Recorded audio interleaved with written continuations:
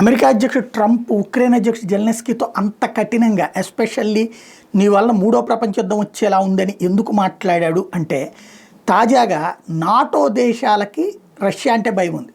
Poland కావచ్చు, ఒకప్పుడు రష్యాలో నుంచి విడిపోయినటువంటి దేశాలు దాదాపుగా అంటే అవి రాష్ట్రాలు అప్పుడు ఆ యుఎస్ఎస్ఆర్గా ఉన్నప్పుడు అందులో వాటిని దేశాలుగా ప్రకటించుకున్నాక అందులో ఒక 10 దాకా ఇప్పుడు నాటోలో సభ్యత్వం అంటే అమెరికానే అదొక డబుల్ గేమ్ నడిపింది.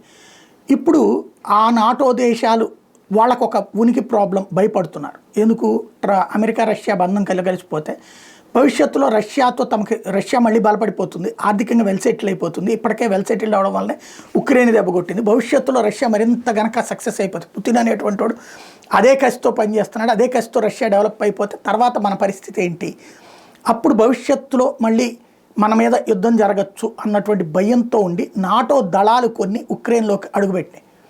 ఇది తాజాగా వచ్చినటువంటి ఇన్ఫర్మేషన్. దాని మీద రష్యా అధ్యక్షుడు పుతిన్ తీవ్రంగా స్పందించాడు.